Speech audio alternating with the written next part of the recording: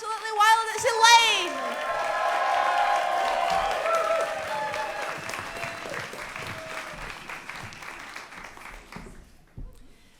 When I was about 8 years old, I became an avid reader of the etiquette newspaper columnist Miss Manners. I wasn't Miss Manners' target demographic.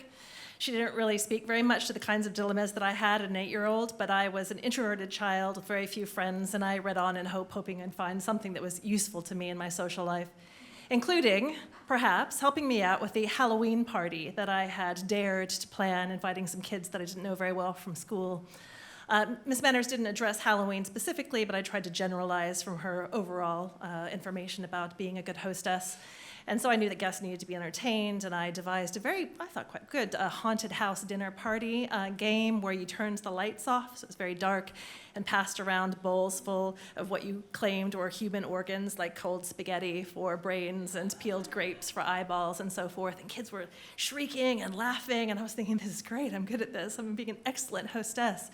At which point, outside, there was a gradually escalating, moaning, groaning kind of sound that was sort of winding up outside the window, and a sound of something being pulled along the ground.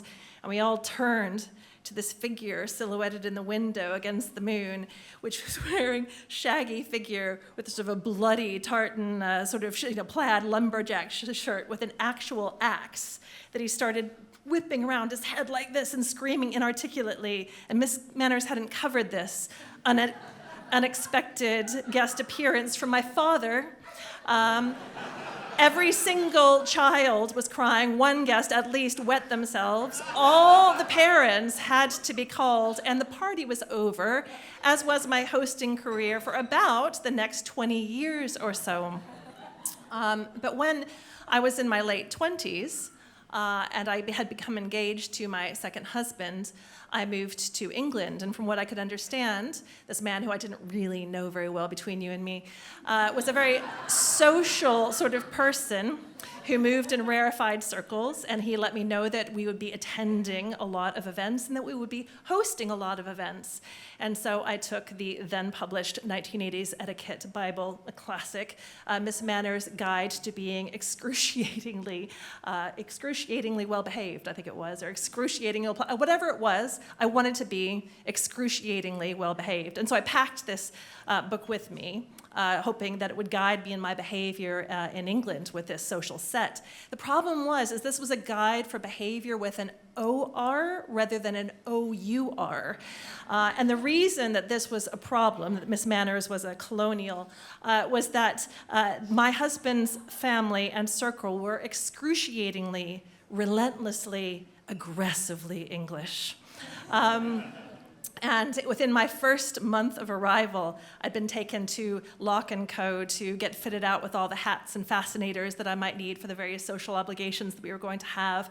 And I'd been briefed by an equerry on how to address our now king, which I royally messed up within the first 5 minutes of meeting him. And there were all sorts of lessons that I needed to learn, and I felt like there was a performance management process going on, and the expectations were very high, and I was not meeting expectations. But luckily, my soon-to-be husband had a text for me, which was an essay written by Nancy Mitford in the 1950s, entitled The English Aristocracy. And within this essay, there was a list of you and non-you words, which refers to upper class and non-upper class vocabulary, because he told me that as a hostess, it was extremely important to not discomfit or embarrass your guests by unintentionally using non-upper class words. I'm pretty sure this essay was supposed to be a satire, but my husband took it extremely seriously.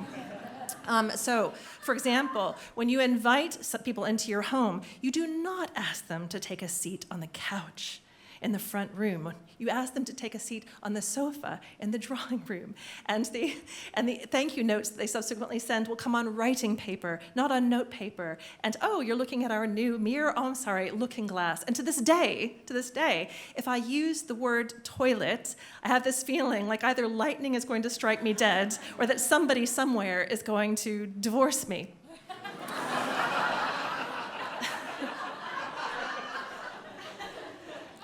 You know, I tried so hard.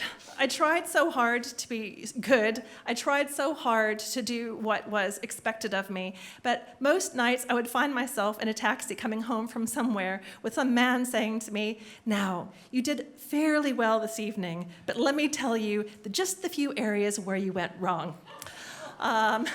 I know, charming, right? So upper class.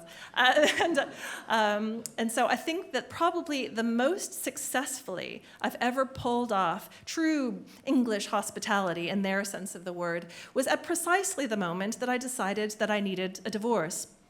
I was standing in a muddy field in the very early morning. I was holding a very heavy silver tray on which were arrayed glasses of port and sausage rolls, and I was holding them aloft so that the members of the hunt, of which my husband was part, could partake of some refreshment before riding out to hounds. And it was at that precise moment that I thought, you know what? I should not and I cannot be the wife of a man who's going to give me a hard time about things like, we can't use these solid silver napkin rings that your sister has given us for our wedding because if you use napkin rings, that might imply that you reuse your napkins. And if you reuse your napkins, that has historically implied that you can't afford a laundress. And I didn't understand any sort of component of this sentence that he was saying to me, but these are things that he actually expressed to me. I thought, I cannot be married to a man, I cannot be the wife of a man who is going to criticize my napkin rings or my use of non-you or you words. But what I can be, and what I in fact have always been, is the daughter of a man who swung a real-life axe around his head and howled at the moon and taught me that a good story beats good manners any day of the week.